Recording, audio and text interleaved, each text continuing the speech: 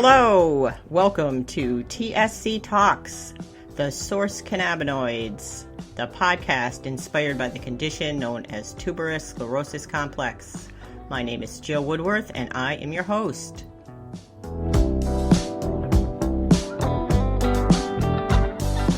My guest today on the podcast is Dedee Culley from Springfield, Missouri. She is a registered nurse. She is a cannabis nurse. Her business is Two Leaf Nurses, and she's here to talk about how she went from a career in traditional nursing to one in cannabis nursing, the formative experiences that led her there, as well as the life-changing pain to passion story that she experienced more recently with her husband and some tragic circumstances, including a diagnosis of stage 4 glioblastoma, which she has in part treated with cannabinoid medicine. I found her to be incredibly charismatic, fun, engaging, but wow, the things that she's been through are just incredible and really leading her to question the status quo, why she was, cognitive dissonance right down the line, being told to ask questions in one area of her training, always ask questions, that's what you're here to do, and then being told, no, that's not your role, you're here to listen, you're here not to ask questions. So that didn't sit well with her, particularly with these major life-threatening diagnoses, determination galore, trying to figure out what she could do to help. I will say her husband is still alive, beating the odds of this deadly diagnosis. So this is a great one. Thank you so much, Dedee. They're all great ones. I loved meeting you and wish you well in your work. I also want to mention our product launch for Forest Bathing, Sierra Nevada, developed in collaboration with Mike Robinson, founder of the Global Cannabinoid Research Center. We are getting early reviews on this CBG CBD terpene product, topical spray roll-on. We've been given out samples and people are raving. It works very quickly. I'm not going to say it treats anything, but it definitely helps soothe, relieve. If you hurt, arthritis, we've had some feedback on that. Migraines, we've had positive results. So if you want to check it out, we have a crowdfunder going on Indiegogo. It's called The Time for a Walk in the Woods. We talk a lot about forest bathing and being out in nature and how this product replicates that without you having to go anywhere, though you still should. Anyways, check that out, please. And if you're interested in getting a sample, give us an email at admin@tsctalks.com or go ahead and order it. We have it on special, $39.99. Then it'll go up to a still fabulous price for this product, which would be probably about $85 anywhere else for $59.99. So support our podcast, support the work that we do, and order a bottle of Sierra Nevada. Okay, I'm going to stop talking, and again, thanks, Dedee. Stay tuned for more on the podcast. We got some great guests coming up. I always do that. I say I'm going to stop talking, and I keep talking. So after Dedee, we have Danny McQueen of Old Man Goodies, and wow, does she have a story about her daughter and herself with a rare disease diagnosis.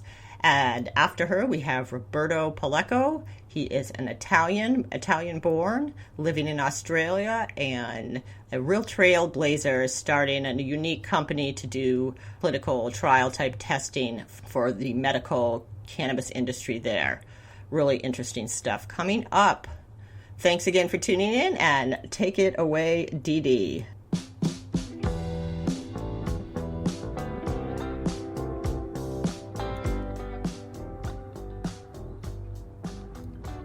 Yeah, welcome to TSC Talks, Dedee Culley, and you are the owner of Two Leaf Nurses. Is that correct? That's correct. Founder, CEO, and you have a background. You have quite a deep background in traditional nursing. Why don't you just introduce yourself?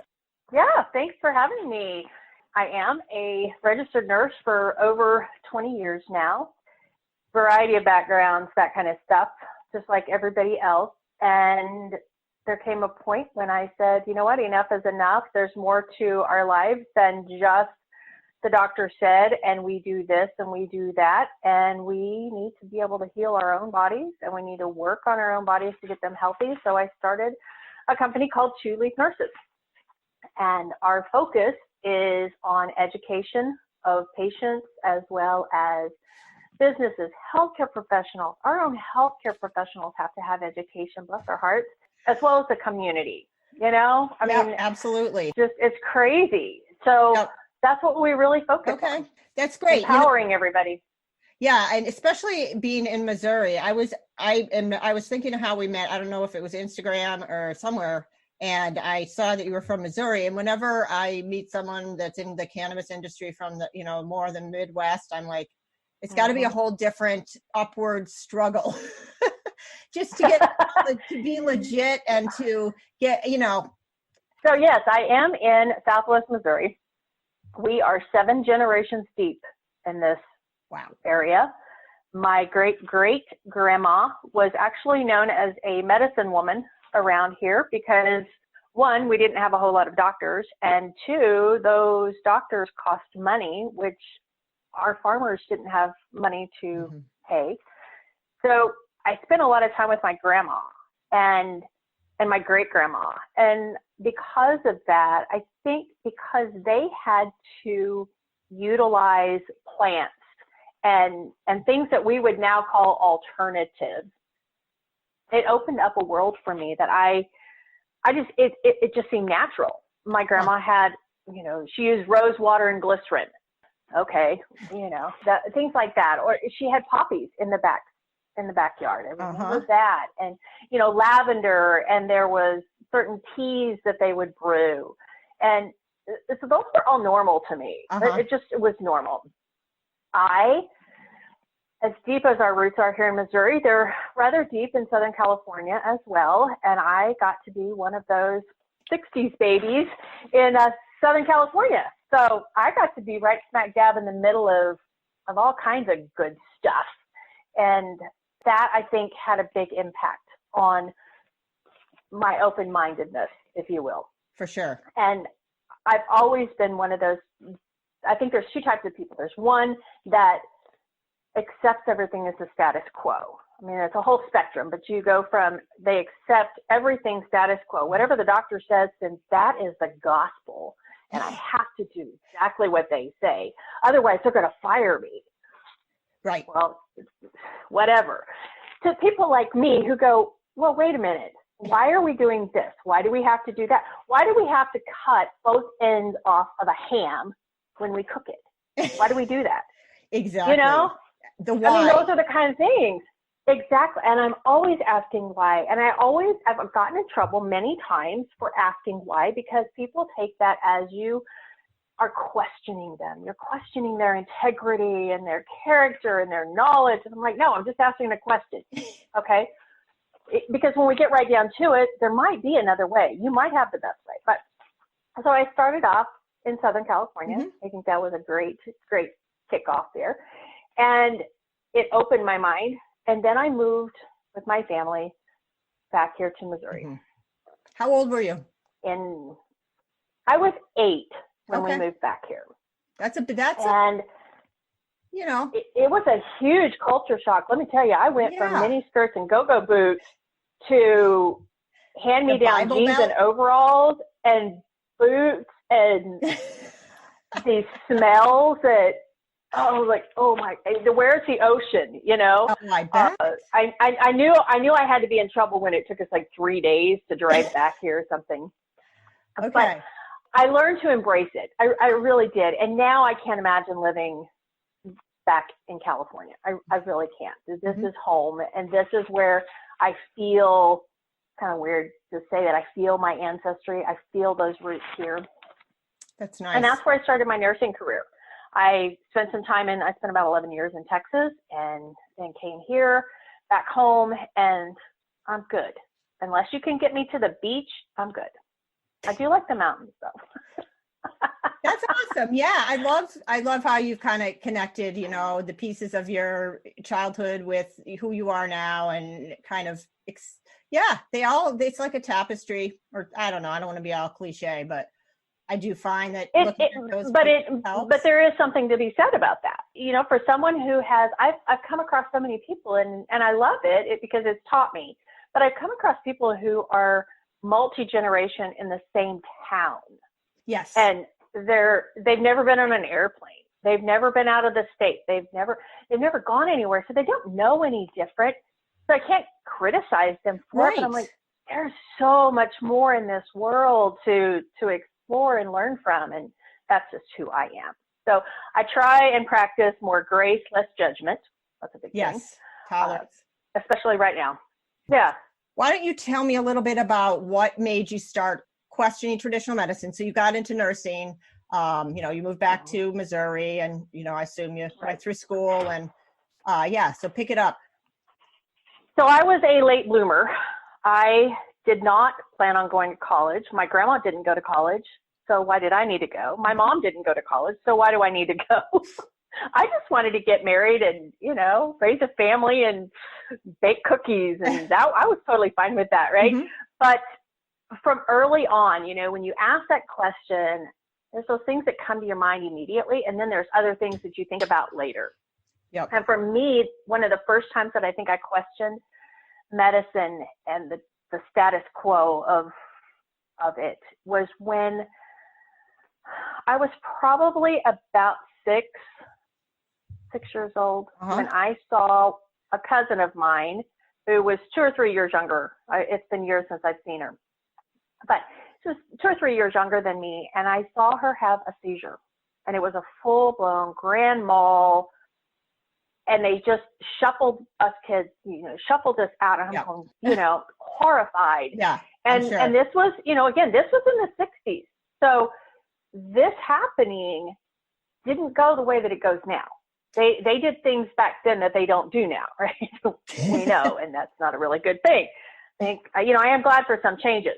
But yes. So I remember seeing that, and what had happened with her when I found out was that she was perfectly fine when she was born. She got her first round of immunizations. And then when it was either the second or third, and I think it was the second, suddenly things changed. And she wasn't meeting milestones. She was having problems. And the only thing that they could point that back to were the immunizations. Again, this was in the 60s. Mm-hmm. And I had to stop and go, why did that happen? So they connected the dots. That's really all. Somebody thought that, Somebody saw something, and I do know, as a kid, you don't know the details, right. But you know the vibe. You know the emotions that are going on, and how devastated everyone was, and the anger and the worry and the confusion. You know all of those things, but you can't put the pieces together. Yeah, very well put. And they did the best that they knew at the time. Mm-hmm. And I always say that's the most you can ask for. Absolutely. So I remember questioning then. I think the next time that I really questioned what was the status quo was when my grandma, who was my absolute rock. My mom was young. She went back to work when I was little, and I spent all of my time with my grandma and grandpa. So I was kind of in that sandwich generation thing, Sure. My mom, That's nice. But my grandma had Alzheimer's, and I was incredibly blessed. I really was. And she had Alzheimer's, and it got to the point where she had to be hospitalized. They needed to put her in a facility. We could no longer. My mom and my grandpa worked as hard as they could to keep her at home, because that's what we do as a family. That's what we've always done. And they put her into the psych unit and medicated her because she was just extremely agitated. And I understand it. Yeah. But they made her, she was comatose. They just completely knocked her out. And my grandma had only taken a Synthroid for her. She had low thyroid, and she took a Motrin every once in a while for arthritis, and she was really in pain. Other than that, she never took any medications. And when I talked to the doctors about that, they go, well, we just thought that the family had made a mistake. I mean, nobody can be in their 70s and not be on this medicine. Wow, that's some ageism right there. Woo. Oh, and so there we had it. It was horrible. And so I remember asking questions, and I remember this came back and bit me later on. When I asked the questions, I said, I'm not questioning you. I'm not questioning your integrity, your training, nothing. I'm just asking questions because I need to understand this. And that doctor told me, he goes, don't ever apologize for asking questions. That's how we learn. Yeah. I held on to that. And we walked through the process and got her off of the medications and started doing things that I was able to go in and I could sit and hold her hand. They would call me because they had very strict hours when visitation would happen. And then the nurses would call and go, would you please come up here? I would get up there. She'd be incredibly agitated. I could sit down on the couch, hold her hand, and we would just rub hands. And to this day, I can still feel that. And she was totally calm. And she would look at me and I could see grandma in her eyes. I know what you mean. And I know there was that connection. I took a doll. She always took care of all of the babies in the family, all of the kids. I took a baby doll up there and she held that baby and she would feed that baby and she would cuddle and calm her down immediately. So no medications were required. Wow. You know, they didn't have to do all of those things. And it improved, to me, it improved the quality of her life there at the end. But it made me question, why do we do this? And then, of course, that was the thing that took me into nursing. That's why I always say I was a late bloomer, because my daughter was already, I was in my 30s, my early 30s, and my daughter had just gone back to school. So that's, you know, she had started grade school. Mm-hmm. So I went in. And that thing that the doctor told me, don't ever stop asking questions. That's how we learn, you know, and encouraged me when I got into the hospital, was told, no, you don't ask questions. We are the doctors and you are the ones, you don't get paid. I don't pay you to think. I pay you to do what I tell you to do. Wow. How soon? That didn't go well for me. Yeah. How soon into your training did you get that message? I got that message when it wasn't long after I had started in the hospital. I was probably 2 or 3 years into the hospital, you know, the corporate. So you made a real commitment to that education, and then you know. Absolutely. Yeah. Yeah. And then to be told that, you know, you don't get paid to think. You just get paid to do what I tell you to do. That just didn't work for me. No. And me being that kind of person, I said, no, that's not going to work. So I went to work for a doctor's office, mm-hmm. which was much more conducive. Mm-hmm. And then I went into home health, and I absolutely love home health. And I've spent many years in that, because I had the opportunity to work with the patients, to mm-hmm. really get to know them. In the hospital, you don't get to do that. I would never be critical of one of our nurses in the hospital or therapists or anybody, because they're so restricted on what they can do. But it just wasn't working for me. I mean, it was just causing so many problems. So for me, home health was perfect, because mm-hmm. I got to know the patients. I got to meet them in their environment. And someone who was on, for instance, Coumadin, the doctors couldn't figure out why they couldn't get their Coumadin balanced. Well, it's because they have a garden and they love green leafy vegetables. Right. And you can't have that with Coumadin. Exactly. Yep. So here's the thing. Yes, you can. And yes, you should. Right. Okay. You just have to adjust the Coumadin. Okay. You know, Coumadin is much easier to adjust, right, with a blood test than it is to adjust what someone who has had green leafy vegetables their entire life. Why would we take something good away from them mm-hmm. to give them something that's a chemical? Right. Yep. And the doctors were so much better to work with. And that's where I just continued that journey of asking the questions of mm-hmm. why do we do this like this? Why do I have to make them stop eating lettuce, from a garden? Right. With no pesticides and chemicals on it? Why would I make them stop doing that so that it's more convenient for the doctor? So that was yet another one of those questions. So for me, it's been an ongoing series of this journey of questions. So where you and I came in, I think, was here.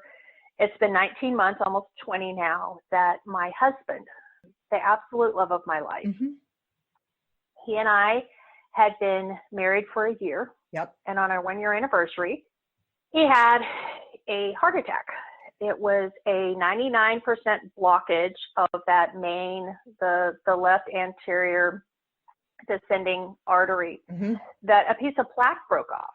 And the doctor said more than likely, he was training for a marathon. So more than likely what happened while he was running, that broke loose. And by the grace of God, he made it through that. But it was a huge battle because we got into the hospital and they wanted to do things one way. And I said, like what? Well, they felt like he had reflux because his lab test did not come back conclusive that he was having a heart attack. He had not had a heart attack. So the numbers had not gone, had not gone down and then shot back up. They were still, quote unquote, normal. So they didn't think he had a heart attack. So they wanted to schedule an outpatient stress test. And I said, no, we're not leaving the hospital until we have a stress test. Look, he has GERD. I'm like, no, he doesn't have GERD. I'm telling you, I've been watching him for 2 weeks and this is an MI in progress and we're not leaving until we get it. And it really ticked some of the hospital I bet. off. But good for you. They had drawn his labs, and I had literally walked my mom downstairs so she could leave that morning. And as I walked back up, they're rushing him down the hallway on a gurney. And I was like, wait. And they go, we've got to get him in. We've got to get him into the cath lab immediately.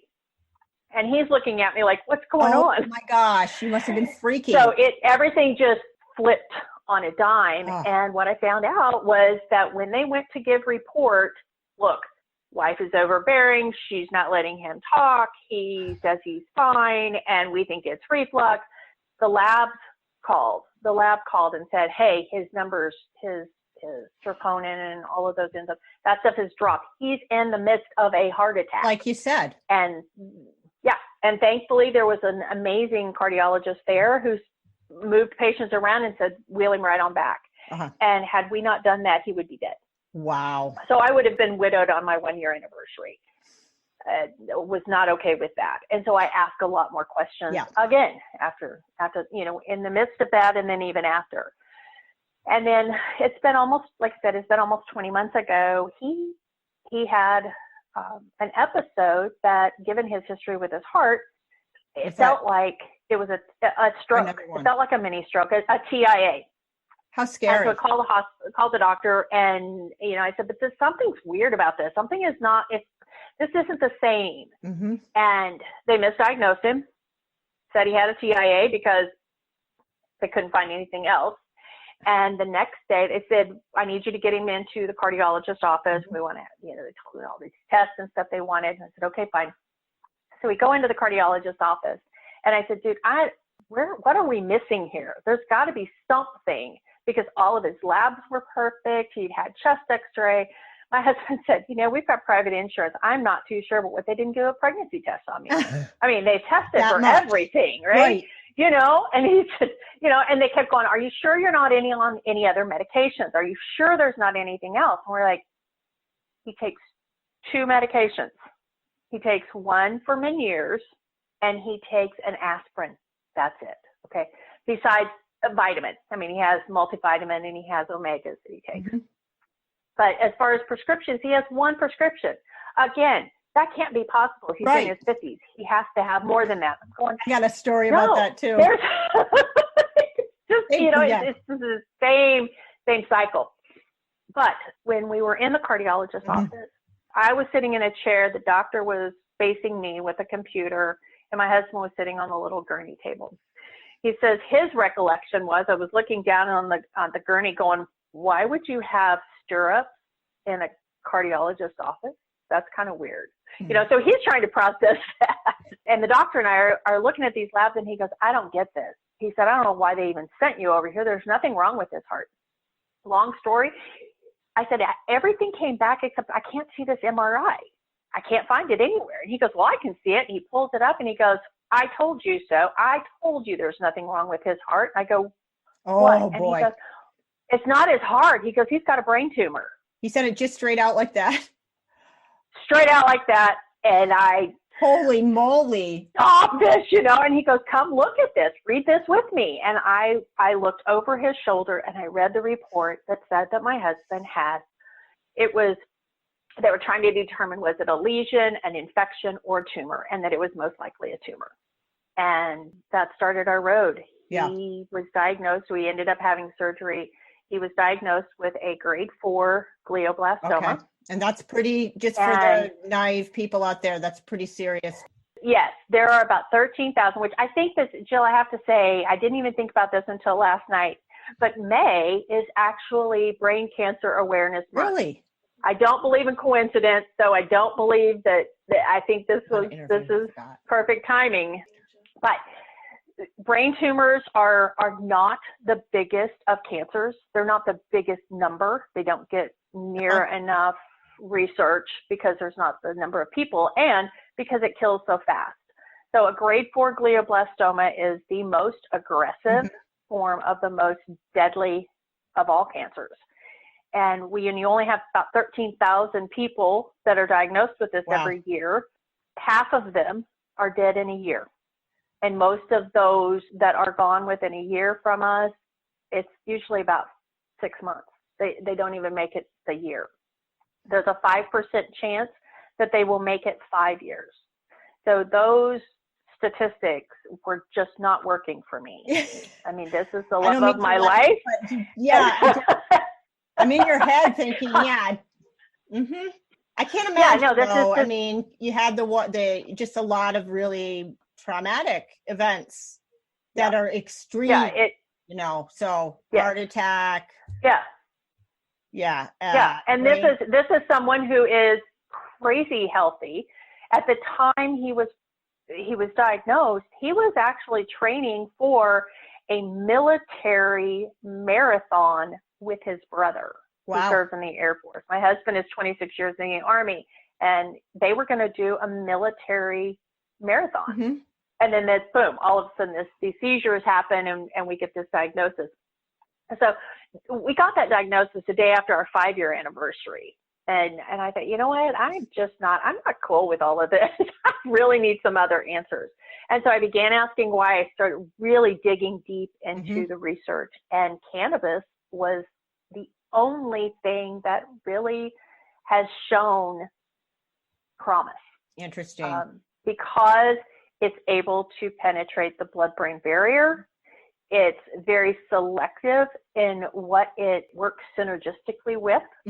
So there's this synergy between the brain cancer and the THC that creates an environment, basically, to keep it the most simple. It creates an environment that kills those cancer cells, yet it doesn't kill the good cells. I've read about that. And it also has this ability to help with generation and regeneration of some of the healthy brain neurogenesis. So yes, exactly. And so that's huge. So do I, as a nurse and a researcher, expect to find the National Institute of Health, and I'm looking at PubMed, and I'm looking at double-blind, placebo validated, all of these types of research things? Yes, I do. But I'm going to take anecdotal too. And sometimes, given the legal status of cannabis, that's what we got to go with. Right. Is the anecdotal. And the anecdotal, I kind of chuckle because, like, how long has cannabis been, around? I mean, I think at this point, even though we call it anecdotal, we have eons of history. But we've got tons of it. There's no reason to keep.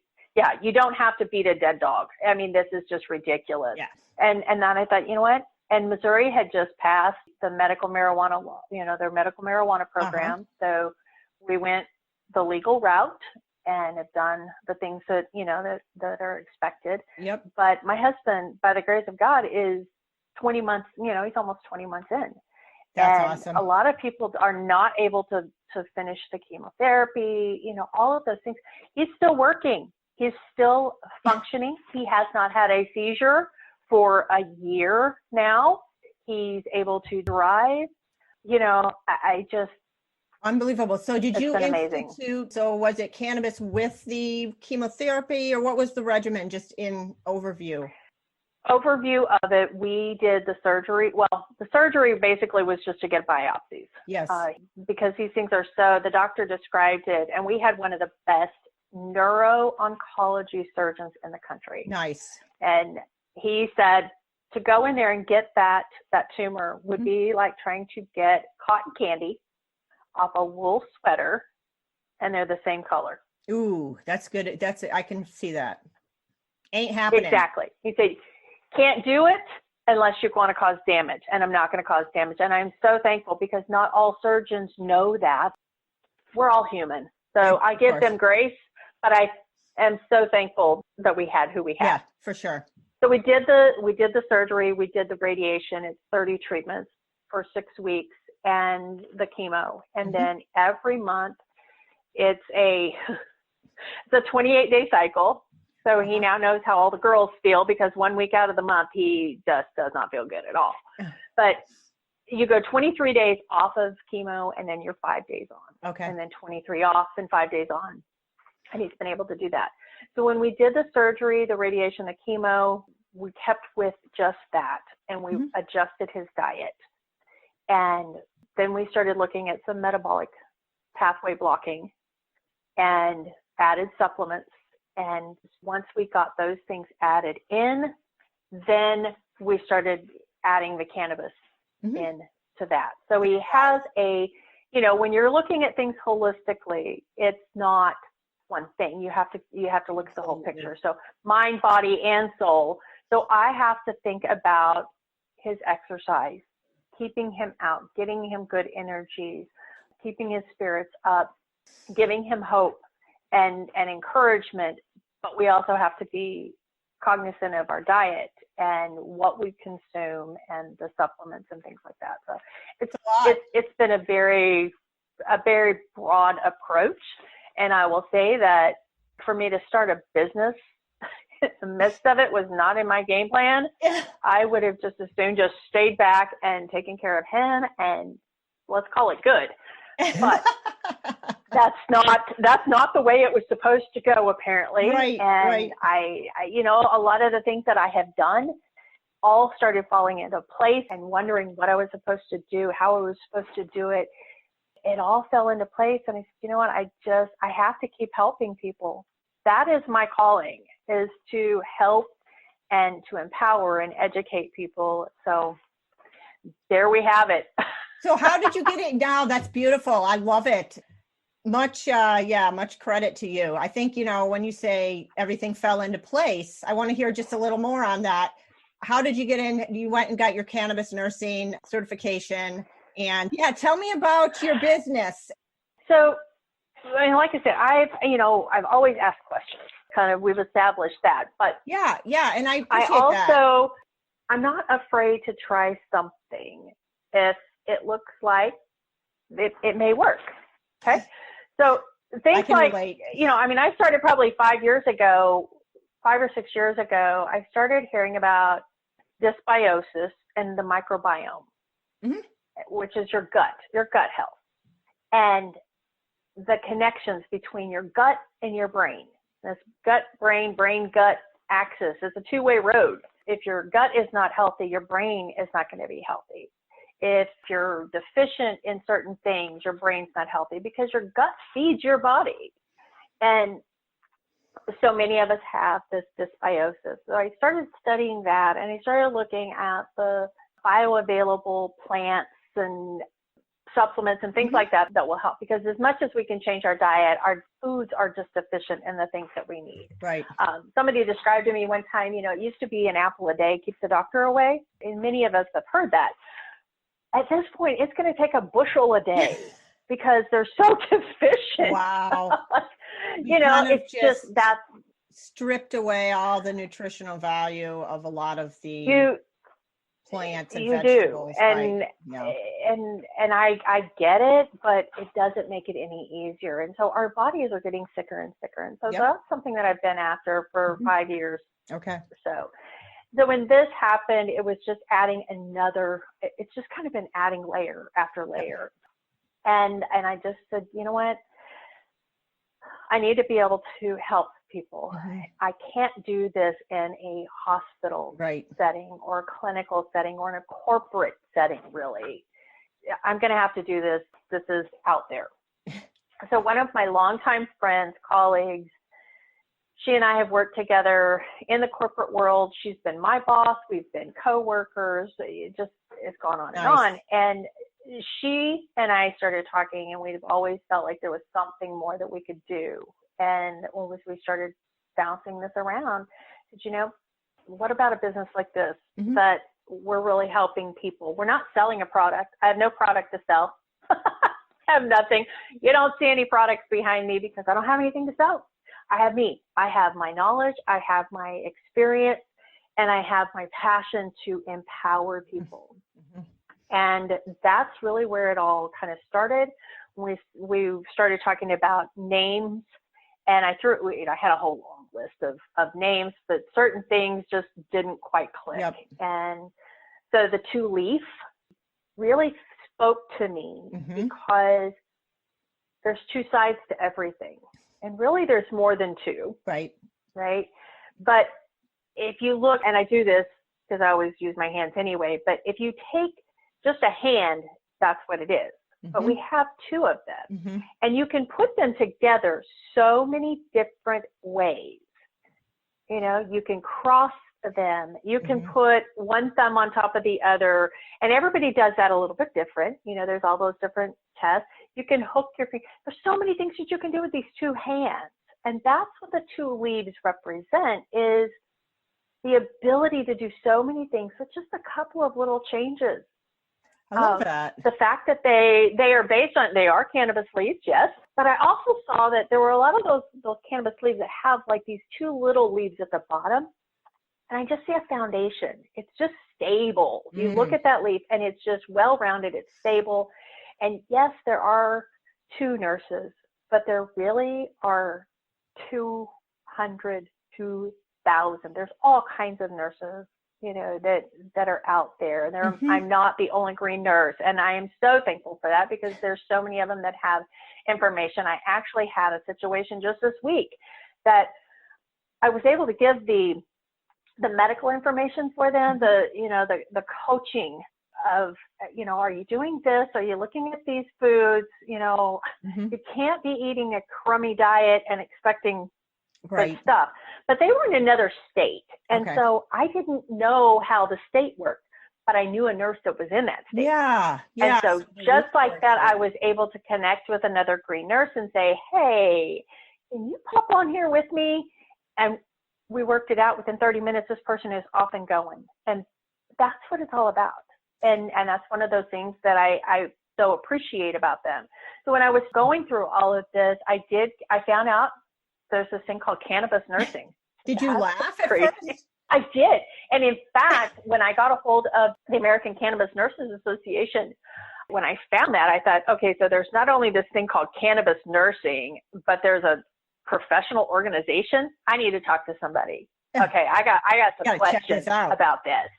I do. And so they were so gracious. And one of the board members called me almost immediately. We had a great conversation. And she was like, I know I'm probably about your age, and this is just the craziest thing, but it is real. So there's education out there. We've got some great doctors that are practicing cannabis medicine and doing the research. And so I spend a lot of time connecting with them. I've also connected with it's called Trichome Institute that has been able, and I'm not endorsing them by any means, but it's a resource. It's a resource, and I have learned so much about the plant and how it affects our body, and needing to know quality and effect. What is the quality of what I'm going to put into my body, which I believe strongly in, and what are the effects that I'm going to get out of? I want bioavailable. I don't want chemicals and things. And so there's so many resources out there. And I'm like, how can we not look at this for what it is when we've got these resources that are just, if I can find it, anybody can find it. That's kind of my mentality. If this little hillbilly girl can find all these resources out of Southwest Missouri, I'm pretty sure anybody can get it, Yeah, well, I love your attitude. And, for me as I'm not a nurse, but I have a lot of medical knowledge, immersed in traditional medicine, kind of had the breakaway experience. But, I talk to a lot of parents of kids or, people that are really immersed with a lot of medications, traditional medicine, and kind of want to break away, or there's someone in their family, and knowing that like there's green nurses out there and knowing like what state they're in, for like, I'm always like, oh, you got to talk to a green nurse, it kind of connects the dots and makes it a little more valid, and that like safety net between, just jumping out of traditional medicine and trying to go to a dispensary. Because, when we talked before, we talked about that experience and how important it is to prep for, that kind of wild west. So, just talk a little bit about that. That's, you mean the learning of what to do before you go into the dispensary? I think it kind of goes into what you offer in terms of services at Two Leaves. So Missouri's medically legal, not rec. Okay, right. So one of the things that we do at Two Leaf Nurses is not only teaching the body how it's designed to work, but what happens when it doesn't.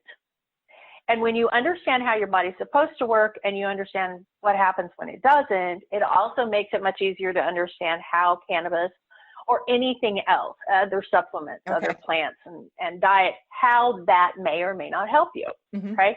And I always say may or may not, because there are always those caveats that you can't do it. There's just a certain kind of things. So we learn about that. Then we take you to the next step of figuring out what you want, what you need. Okay. I can't tell you that you need to smoke a flower. I can't tell you you need to use a tincture. I can't tell you those things. Only you can make those decisions, right? So you walk into a pharmacy and there's cough syrup, or there's cough liquid gels. There's all kinds of variety of things. You pick that out. I don't pick that out. You have a cough, you need something it's for your it. Preference kind Pick of. something, right. It is. It's all about a personal preference. You just need to be educated about what those things are. And that takes you to that point where, what do you look for when you go into a dispensary?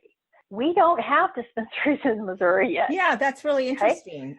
So, well, it takes time. Yeah. Certain COVID hasn't really helped anything, but it does take time to get that process up and going. So for those that have those dispensaries, you have to know what to look for when you walk in there. There are certain things that you want to expect. And teaching a person to look for quality. Well, I don't even know what I'm looking for, so how would I know what quality is?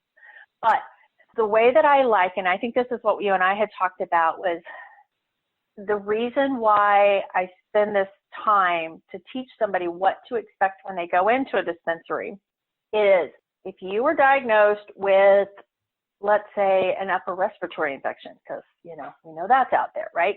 And the doctor says you need an antibiotic for that, okay? And here's my recommendations, okay? And they give you some recommendations on what type of antibiotic to use for it. First of all, that's crazy, right? The doctors don't ever give us recommendations. They prescribe it. Yet in cannabis, that's all they can, that's all anybody can do is make a recommendation. It's a totally different. And then they don't even give you specifics. They just say, yeah, you've got a qualifying condition, so here you can go have, whatever the limit is, and you've got to figure it out. So imagine being diagnosed with something and being told, here's a recommendation, you need an antibiotic. Okay. So then you go to the pharmacy and there's this person behind the counter who's not a pharmacist. They're a cashier. Host? Yeah. They're a pharmacy cashier. Okay. It'd be like a bud tender. They know the product, but they're not a nurse. They're not a doctor. They're not a pharmacist. They know some of the stuff about the products. Yep. And some of them are crazy smart about those products. They know this stuff, and I love that.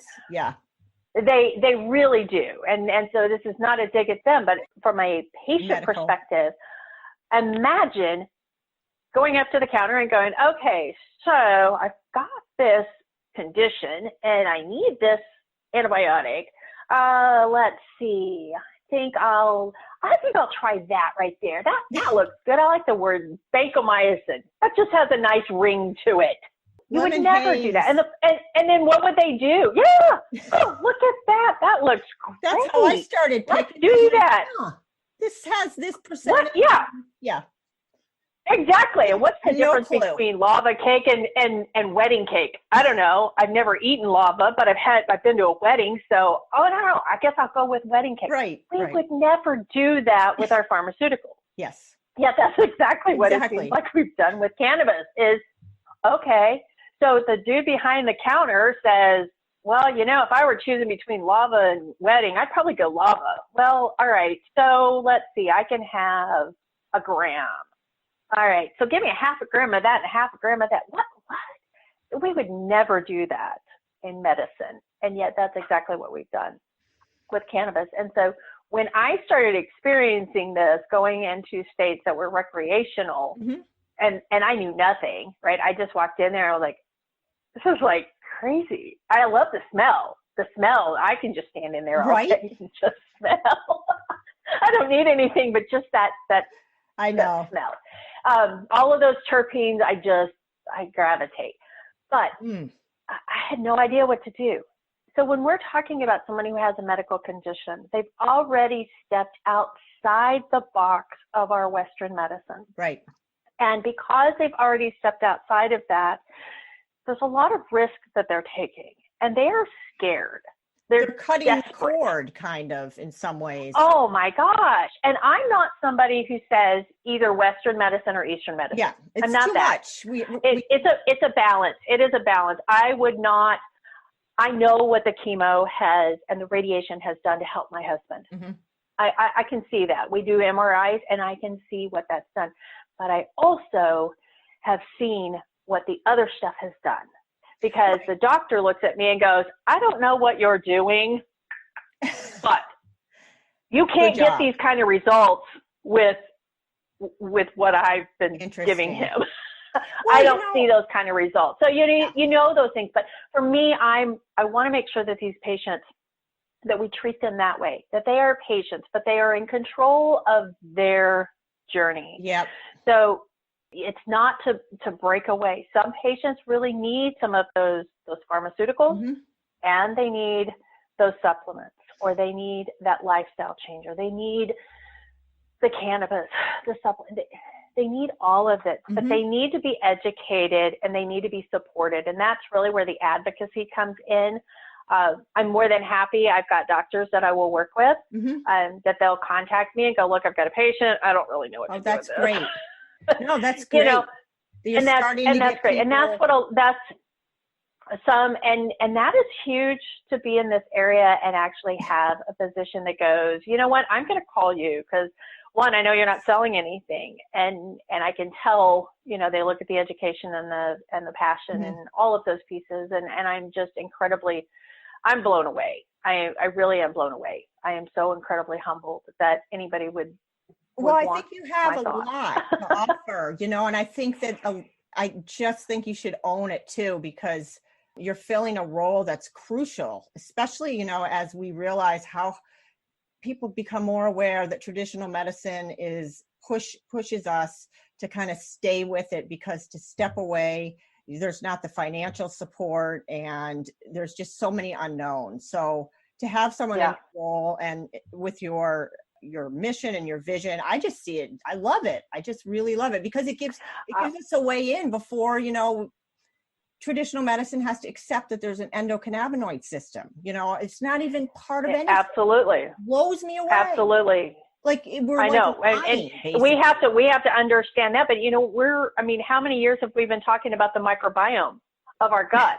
And people go, what is that?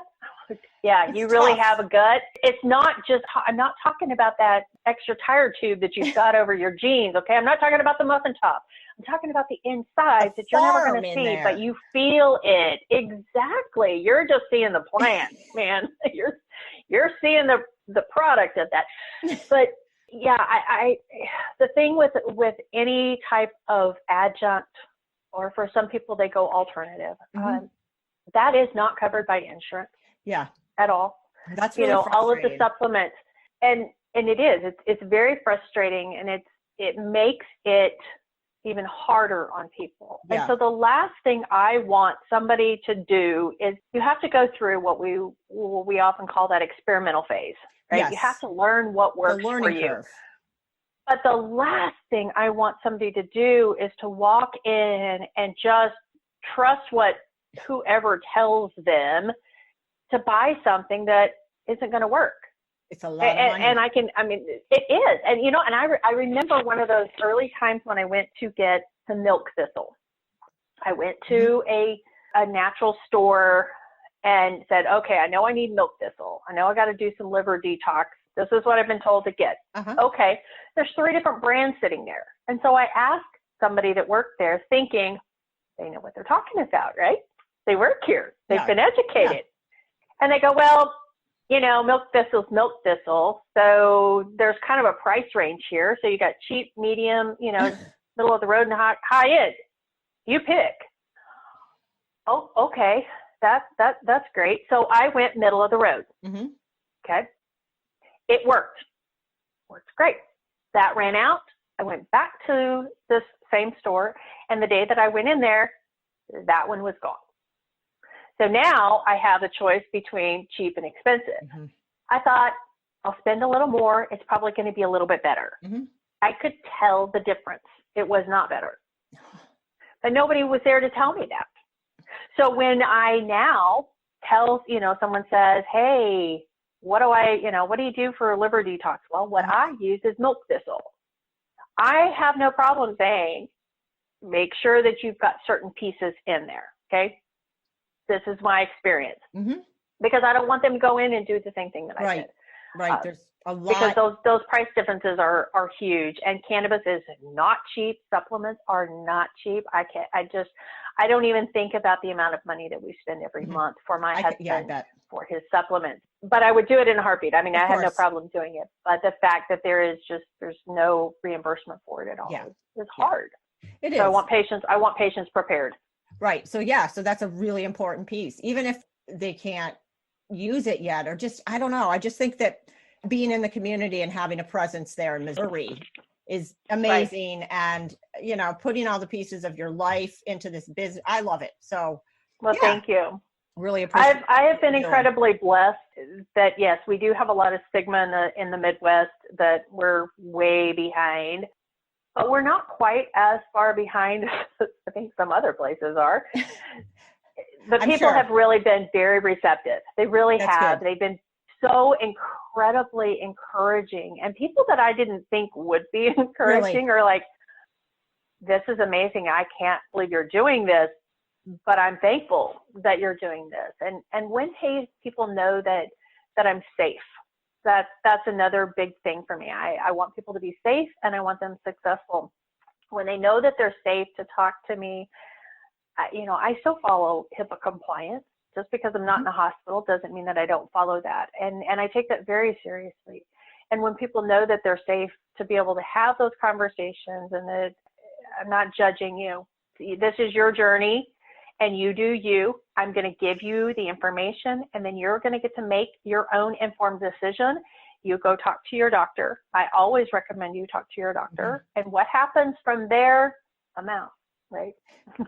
Planting the seeds. I've done my due diligence.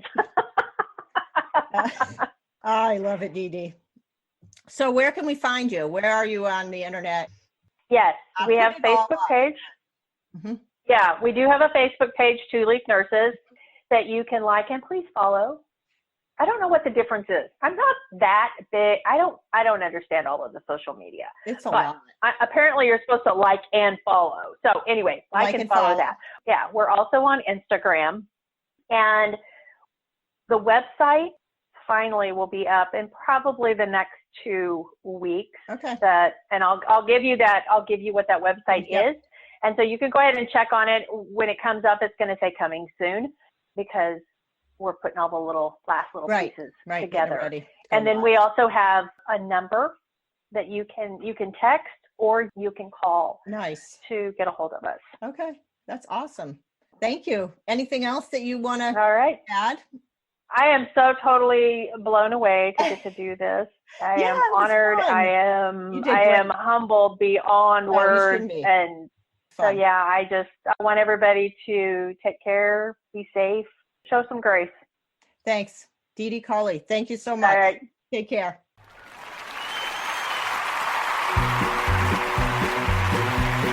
Yay! Thank you so much, Dedee. Wasn't that awesome? We are almost done. I'm just going to talk at you a little more. Thanks so much for tuning in. Check out our Indiegogo. Order off our pre-sale for forest bathing.